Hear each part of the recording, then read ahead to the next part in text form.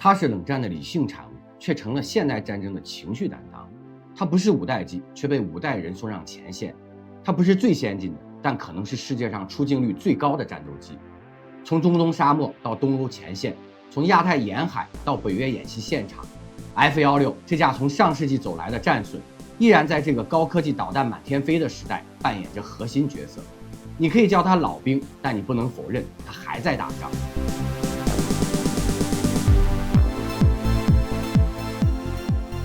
今天我们就来全面拆解这架永远在打仗的战斗机 F-16，它是怎么诞生的？为何被称为空战设计哲学的大革命？它如何从轻型空优演变为多功能主力？又为什么至今还能让几十个国家所依赖？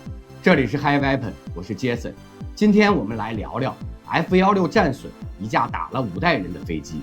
提到 F-16战损，你可能想到的是那架遍布全球的明星战机，几十个国家在用，服役超过4500架，堪称史上产量最高的军用战斗机。但你可能不知道，它的诞生其实是一场彻底颠覆军方传统思维的反叛计划。越战时期，美军的 F-4鬼怪战机虽然功能强大，却在近距空战中屡屡吃亏。面对小巧灵活的米格21，大块头的 F-4根本转不过来。更离谱的是，早期版本甚至没有内置机炮，完全靠导弹搏命，结果被打得措手不及。正是在这样的背景下，一群被称为战斗机黑手党的国防分析师、飞行员和工程师开始反思，战斗机的设计理念是否走错了方向。他们的代表人物就是空军上校约翰·德伊伯。这位飞行大师通过提出能量机动性理论，用数学公式精准描述了空战中的速度、机动和能量保持之间的平衡关系。他们主张，空战真正的制胜关键是能量管理和机动性，而不是堆功能加吨位。他们呼吁打造一款轻型、高推重比、敏捷的空战格斗家。这套理念在当时简直就是异端，却促成了1972年的轻型战斗机计划 LWF。2款原型机入围，通用动力的 YF-16和诺斯罗普的 YF-17。最终，通用动力的 YF-16凭借更强的机动性、更低的成本和一套超前的设计击败了竞争对手，成为了美国空军的新宠。F-16的设计彻底抛弃了传统，它采用电传操纵，飞控系统允许飞机处于自然不稳定状态，以换取极限灵活。它有全视野气泡式座舱、侧感操控，还有一把真正能近战搏命的火神机炮。为了让飞行员能承受最高9G 过载，还特别设计了倾斜座椅。9G 是什么概念？假设你体重是70公斤，当你承受9G 的瞬间，你的身体会感觉像背着630公斤的负重，你的手臂、腿、眼皮都变得抬不起来，甚至连呼吸都困难。普通人最多能承受3到4G， 再高就基本晕了。训练有素的飞行员在抗击训练中可以达到9G 以上，但也只能持续几秒钟，超过这个时间，哪怕是超级战士也得黑屏。F-16不是最先进的飞机，但它是一场空战理念的革命。它把灵活制胜变成了现实，开启了第4代战机的新时代。F-16真正的魔法不只在于它飞得快、打得准，而在于它飞起来的感觉太好了。很多战斗机飞行员都说过类似的话，飞 F-16就像是身体变成了飞机的一部分。这种人机合一的体验并不是偶然的设计灵感，而是一次彻头彻尾的工程革命。第一项革命是电传操纵系统。在 F-16出现之前，大多数战斗机依然靠钢缆、液压来控制操纵面，但 F-16是世界上第一架完全由电子信号操纵的战机。它将飞行员的指令输入传感器，由计算机处理后再驱动机翼与尾翼动作。这种设计让 F-16采用静不稳定布局，也就是重心刻意设计的不稳定，用来提高机动性。不稳定是否意味着容易翻车？没错，但有电传系统的大脑随时帮你纠正，就等于你开了一辆漂移神车，还挂着 ESP 防滑系统。极限机动性加自动纠正力，造就了 F-16闻名于世的空战身法。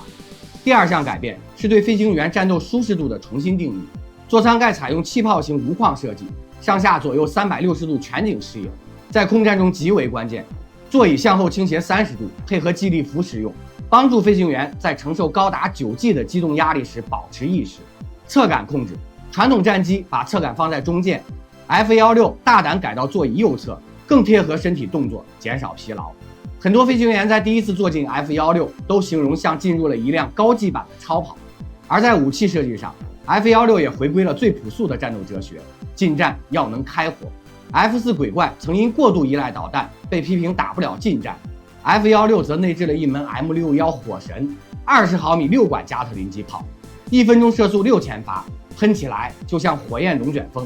这门机炮解决了美军上一次战争中没法近战的最大尴尬。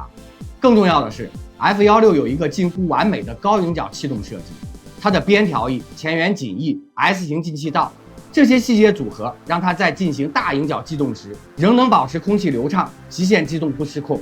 不夸张地说，你想怎么翻它就能怎么飞。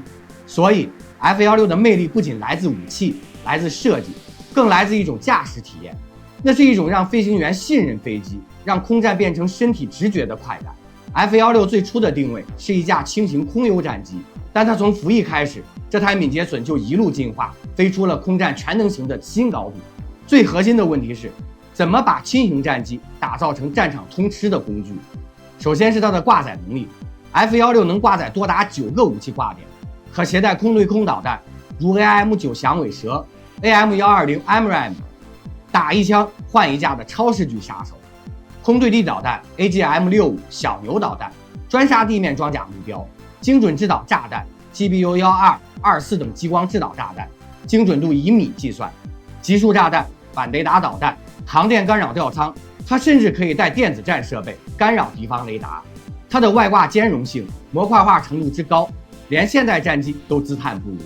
而在雷达与传感器方面， F-16也始终保持着更新迭代的节奏，尤其到了 Block 50加和 Block 70阶段， F-16装备了 ESA 有源相控阵雷达，它能同时追踪多个目标，进行地图成像，执行电子干扰，还能引导精确制导炸药，让 F-16变身制导平台。一句话，它不仅能看得远，还能打得准。这种空战、对地、电子作战一体化的能力，让 F-16从缠斗高手变成了全能杀器。很多人会问，那它和 F-15、FA-18比到底有什么不同？我们来简单区分一下角色。F-15是空战重量级冠军，重型双发，带着压倒式火力主打空优。FA-18是航母上的全能机，海军专属，兼顾打击和舰载作战。而 F-16则是一架轻盈、高性价比、随处可战的空战瑞士军刀。从成本到运维，从训练难度到战术适配， F-16都为快速部署与低成本作战而生。这就是为什么它成为了全球最广泛使用的战斗机之一。你可以说 F-15像重锤， FA-18像多面手，但 F-16就是一把灵巧的高科技匕首，随时插进你意想不到的作战空隙。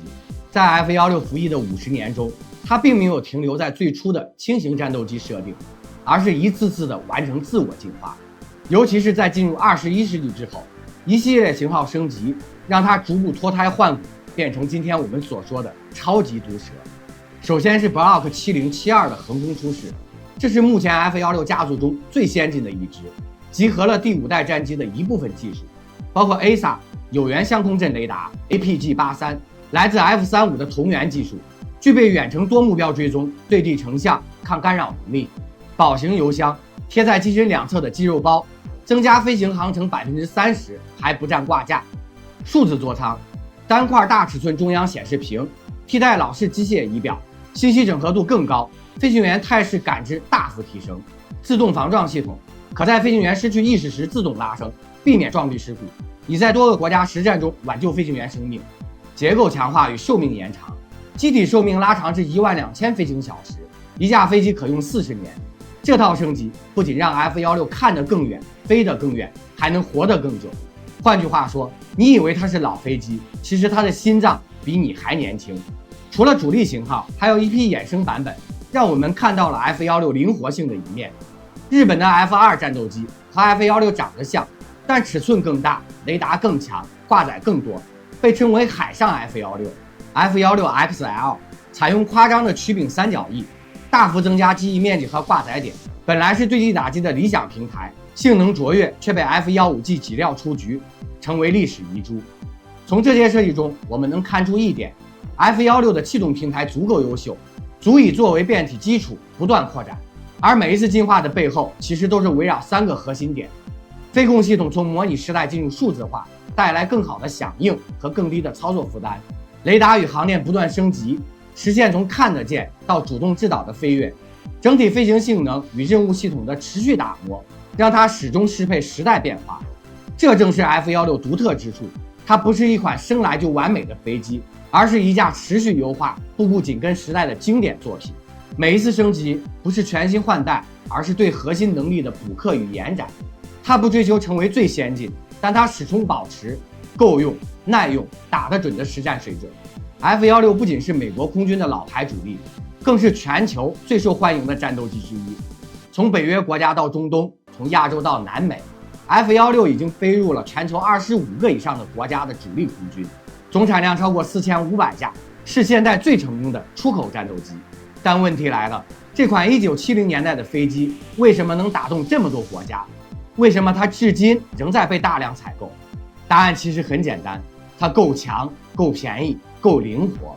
首先是性价比，相比动辄上亿美元的第5代战斗机，比如 F-35或苏57， F-16的采购与使用成本都相对低廉。就拿最新的 Block 7072超级毒蛇来说，单价大约为7000万美元，比 F-35便宜了接近一半。而且它使用的是成熟的单发设计，维护成本远低于双发重型机，对于预算有限、后勤体系相对薄弱的国家来说非常友好。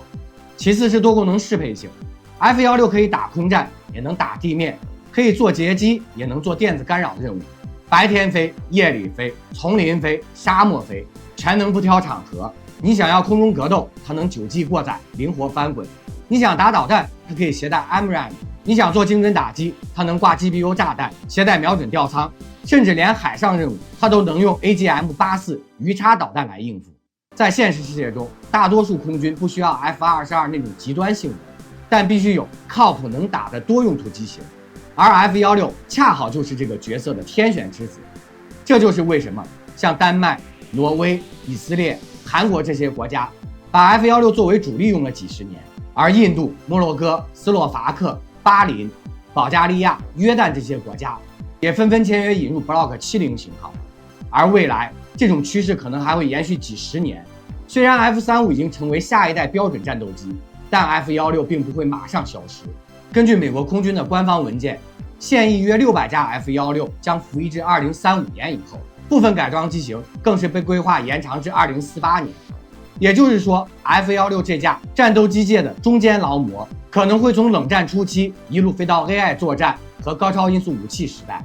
它不是最强的，但它够灵活、够实用、够国际化，这就是 F-16的独门绝技，以中坚路线打赢世界市场的持久战。2024年夏天，乌克兰正式迎来了第一批 F-16，这不只是一场军购交付，更像是一场高调登场的战术实验。因为这一次 F-16面对的不再是演习靶标，而是实打实的现代战争。在战争初期，乌克兰靠着苏式米格29和苏2七勉强撑起制空权，但面对俄罗斯源源不断的远程导弹与无人机袭击，这些老旧战机逐渐力不从心。而 F-16的到来正是为了补上这块拼图。它的雷达可以精准追踪低空飞行的巡航导弹，它的 AMRAAM 具备发射后不管与超视距拦截能力，更重要的是它能与预警机、地面防空系统协同作战，组成一个完整的信息链。从最初部署来看，乌克兰并未将 F-16投入前线缠斗，而是谨慎地用于后方防空拦截。这一策略背后藏着几个现实：数量有限，乌克兰目前只接收了少量 F-16，且训练时间偏短，仅仅在6个月左右，每一架都极为珍贵。俄军空导弹仍具备相当威胁，乌克兰希望先把 F-16用于安全收益最大化的任务，例如拦截 KH-101和 KH-59这类巡航导弹。配套支持不全， F-16如果要主导空战，需要后方有预警机、电子战机、数据链支持。而乌克兰直到最近才引入萨博340预警机，系统配合尚在磨合中。在2024年8月的一次大规模空袭中，乌克兰 F-16成功拦截多枚巡航导弹，并在夜间击落无人机，表现出了极强的全天候应对能力。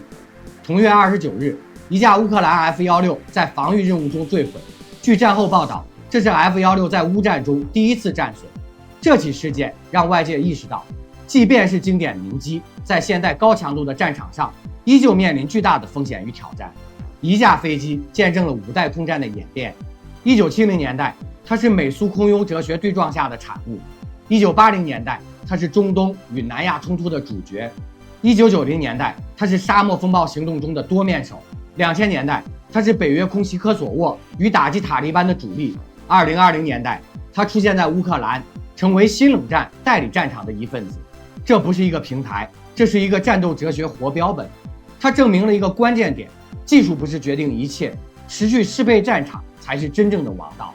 F-16从一开始就不是最耀眼的明星，它没有苏57的异形气动，也没有 F-35的隐形全能，更没有 B-21那种像幽灵一样存在的神秘。